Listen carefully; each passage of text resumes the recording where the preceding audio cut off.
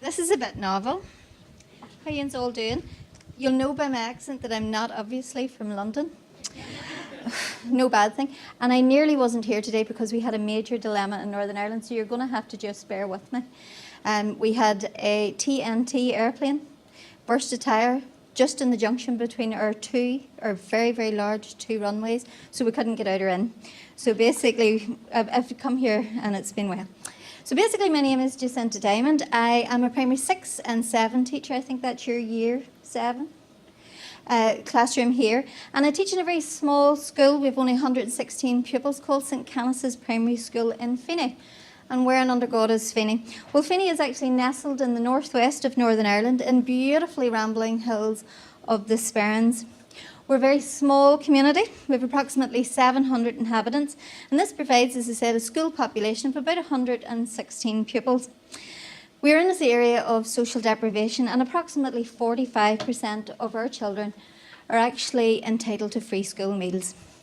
If you go to Google us, you actually can't find us because we're so well hidden behind our community church. We have many accolades that we're exceptionally proud of. For me, it's the fact that we own the only 5-sided football pitch on land that's actually borrowed from the graveyard.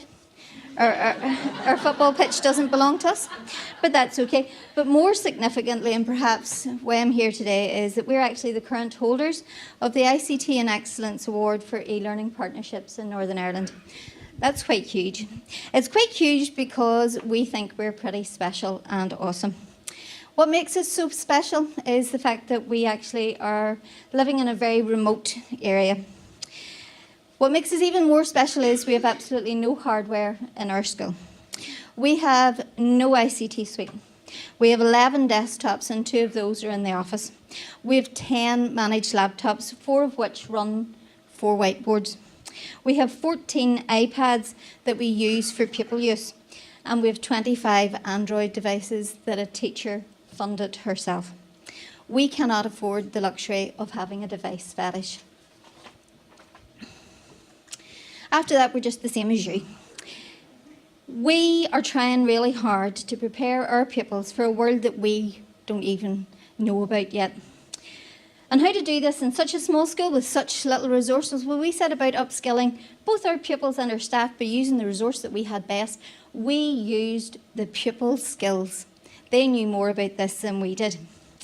Basically, our children themselves became the experts. They were the guys behind the webcam when they had a problem in literacy or numeracy. They were the guys behind the live chats when a child in another class wasn't too sure of an answer. We forced the children and the teachers to use the technology that we had to upskill themselves, and that was just where we started. Our pupils became experts in using the technology that was there. We started off small with Fronter and Blackboard Collaborate, and then we advanced to GAF. Having done this in our school, we reached out to other schools and we used a wee bit of Celtic bartering. I scratch your back, you'll scratch yours back. And basically what we did was we upskilled the school that we twinned with, and in return they collaborated with us, and we planned together to use a variety of topics-based learning in the school. There was shared planning and delivery. The teachers came virtually into our classrooms to teach lessons to our children. And we shared our resources. We haven't yet met. None of the teachers involved have met as yet. This has been hugely successful, but the most important thing for us was our SEN provision. The topics were brilliant, but in a very small school, we only have 1 child that is on the autistic spectrum. We have 3 children with dyslexia, and that's not a big problem, but it's a huge problem when it's not the normal situation in the school. So we twinned with other schools that had similar problems, and all of a sudden, through the use of webcams and the use of virtual learning environments, our individual child was no longer individual in that class. When we did a piece of work, that child had someone that they could relate to, albeit in a school perhaps 30, 40, 50 miles away. This connectivity helped us to leap a wee bit further again. A wee bit more Celtic bartering, and we talked earlier about STEM projects. No one in our school is a subject specialist. But we reached out to the secondary schools, and we've brought in languages and STEM and music that are timetabled into our classroom activities every week virtually. Using Google Hangouts, using again Blackboard Collaborate, the teachers in the secondary schools come into our classrooms and teach our children subjects that we normally wouldn't have the access to. These connections with secondary schools have been absolutely amazing, and it has helped us create a transitionary project between Key Stage 2 and Key Stage 3.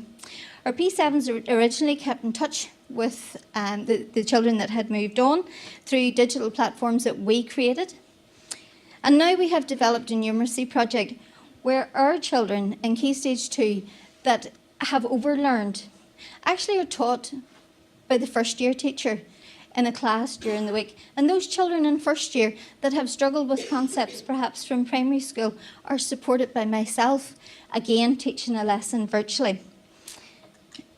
Everybody here is going to say, well, what about? How do we know that this is true? Well, basically, we've loads of data to support this.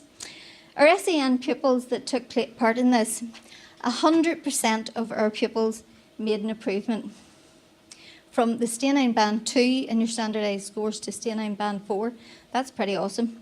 20% of those children actually just get into State 9 Band 5. And in numeracy last year, the 10-point difference that we all look for between ability and the actual result from your standardised testing in maths, well, that reduced by a massive 11.45%. I'm here today, I've made this massive journey from Northern Ireland today to ask you to be involved with ourselves. If you think that you would like to either get involved with something that we have done in school, or that you could reach out to us and help us learn a wee bit more, then certainly please do drop me a line. We'd love to hear from you.